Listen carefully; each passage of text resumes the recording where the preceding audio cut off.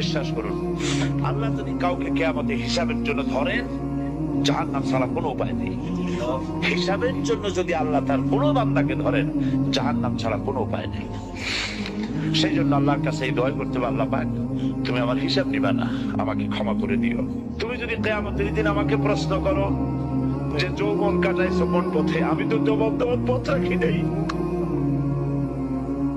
আমি তো আমার যৌবনকে নষ্ট করে ফেলেছি। তুমি যদি প্রশ্ন করো টাকা পয়সা কামাই করেছো কোন পথে, আমি তার জবাব দেওয়ার পথ রাখি নেই। যদি প্রশ্ন করো কোন পথে খরচ করেছো, আমি সেটারও পথ রাখি নাই, নষ্ট করে ফেলেছি।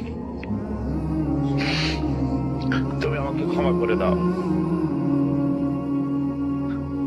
সেজন্য আল্লাহর কাছে দোয়া করতে হবে, রব্বানা আতিনা ফিদ দুনিয়া হাসানাতান ওয়া ফিল আখিরাতি হাসানাহ ওয়া কিনা আযাবান নার ওয়া আদখিলনাল জান্নাহ